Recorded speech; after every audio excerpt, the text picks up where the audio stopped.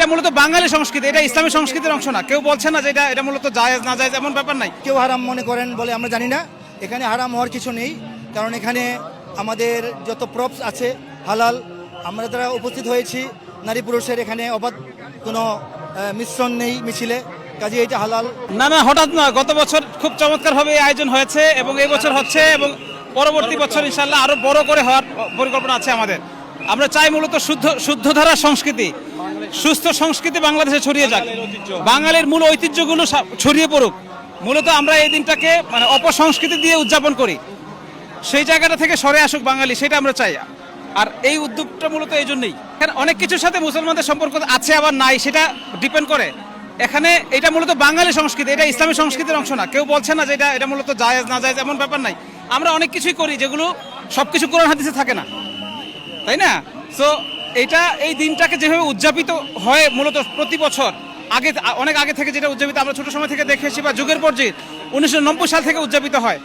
So ওখানে অসংখ্য বিষয় রয়েছে, পেঁচা টেচা থেকে শুরু করে অনেক কিছুকে আমরা দেখি আমাদের সামনে। মঙ্গল অমঙ্গলের ব্যাপার নাকি এই দিনটাতে মানে হয় পেঁচা। তো আসলে ওগুলা যে মানে ফেক জিনিস, মূলত বাঙালি সংস্কৃতি ওগুলো না। এইটাকে বোঝানোর জন্যই আমরা আজকের আমাদের এই আয়োজনটা। এখানে ইসলামের সাথে এটা সম্পর্ক মানে আপনি করতেও পারেন, নাও করতে পারেন, এখানে ফ্যাক্ট না। সেটা মূল চাওয়াটা হচ্ছে শুদ্ধ সংস্কৃতিকে চর্চা করা, শুদ্ধ সংস্কৃতি সব জায়গায় ছড়িয়ে পড়ুক, সেটা আমাদের চাওয়া। আমরা বিজাতীয় সংস্কৃতি মুক্ত, কুসংস্কার মুক্ত এবং ধর্মপ্রাণ, দেশপ্রেমিক, সংস্কৃতিবান সব মানুষ যুক্ত হতে পারেন, সেই ধাঁচে আমরা একটি ভিন্ন আঙ্গিকে ব্যতিক্রমী নববর্ষের অনুষ্ঠান উপহার দিচ্ছি।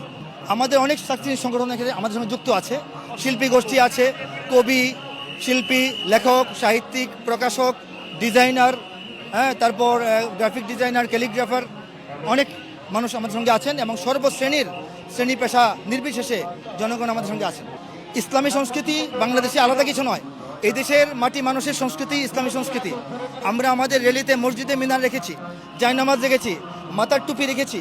মাথার টুপি আর জায়নামাজ ছাড়া বাংলাদেশে কোনো ঘর আপনি খুঁজে পাবেন না। আমাদের বাংলাদেশকে চিনতে হয় মসজিদে মিনার দেখে। 68,000 গ্রামের আইকনিক যে চিহ্ন সেটা হচ্ছে মিনার, এগুলোকে আমরা রেখেছি। আমরা ঐতিহ্যের পালকি রেখেছি, আমরা হারিকেন রেখেছি, কুপিবাতি রেখেছি, মই রেখেছি, কৃষকের মাথাল রেখেছি। অর্থাৎ বাংলাদেশের গণমানুষ যে সংস্কৃতিগুলোকে গ্রহণ করেছে সবই এই দেশের জাতীয় সংস্কৃতি। এখানে ইসলামের কিছু উপাদান আছে এবং সব কিছু মিলিয়ে আমাদের জাতীয় সংস্কৃতি, সেটাই আমরা প্রমাণ করতে চাইছি।